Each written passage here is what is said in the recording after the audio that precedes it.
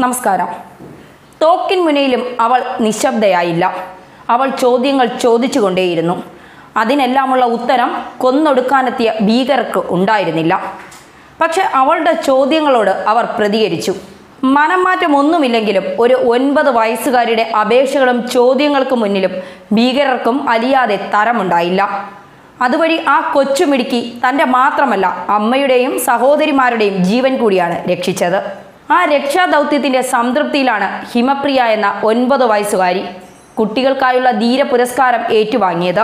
ഡൽഹിയിൽ നടന്ന ചടങ്ങിലാണ് ഇന്ത്യൻ കൗൺസിൽ ഫോർ ചൈൽഡ് വെൽഫെയറിന്റെ നാഷണൽ ബ്രേവറി അവാർഡ് ഹിമപ്രിയെ സ്വീകരിച്ചത്. പ്രതികൂല സാഹചര്യത്തിലും മനോധൈര്യം കൈവിടാതെ പ്രവർത്തിച്ച മകളെ ഓർത്ത് ഹിമപ്രിയയുടെ സൈനികനായ അച്ഛൻ അഭിമാനത്തോടെ തലയുയർത്തി. ആന്ധ്രാപ്രദേശിൽ നിന്ന് ജമ്മുവിലെത്തിയ സൈനികന്റെ മകളാണ് ഹിമപ്രിയ. 2018 ഫെബ്രുവരി 10 രാത്രിയാണ് ജമ്മുവിൽ ഹിമപ്രിയയും അമ്മയും താമസിച്ചിരുന്ന സുൻജുവാൻ പട്ടാള ക്യാമ്പിലെ റെസിഡൻഷ്യൽ ബ്ലോക്കിലേക്ക് ഒരു സംഘം ഭീകരവാദികൾ ആയുധവുമായി ഇരച്ചെത്തിയത്. മുഖങ്ങൾ കറുത്ത തുണി കൊണ്ട് മറച്ച് വലിയ തോക്കുകളുമേന്തിയായിരുന്നു അവരെത്തിയത്.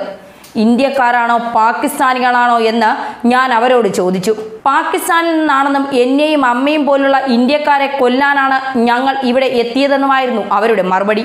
ആ രാത്രിയെക്കുറിച്ച് ഹിമപ്രിയ ഓർക്കുന്നത് ഇങ്ങനെ: ഇതിനിടെ ഭീകരർ മുറിയിലേക്ക് ഗ്രനേഡ് വലിച്ചെറിഞ്ഞു. അതിൽ അമ്മയുടെ കൈപ്പത്തിക്ക് ഗുരുതരമായി പരിക്കേറ്റു. അമ്മ തളർന്നു വീണു.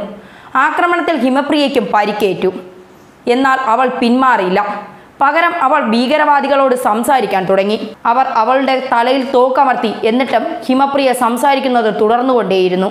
അമ്മയെയും മറ്റു സഹോദരങ്ങളെയും ഭീകരർ ആക്രമിക്കുന്നത് തടയാൻ അതുവഴി ഹിമപ്രിയയ്ക്ക് സാധിച്ചു. 3-4 മണിക്കൂറാണ് ഹിമപ്രിയ ഭീകരരോട് സംസാരിച്ചത്. ഒടുവിൽ പരിക്കേറ്റ അമ്മയ്ക്ക് വൈദ്യസഹായം ലഭിക്കാൻ അനുവദിക്കണമെന്ന ഹിമപ്രിയയുടെ അഭ്യർത്ഥന ഭീകരവാദികൾ മാനിച്ചു. അവളെയും അമ്മയെയും പോകാൻ അനുവദിച്ചു. അവൾ അമ്മയും കൂട്ടി അവിടെ നിന്ന് പോയി.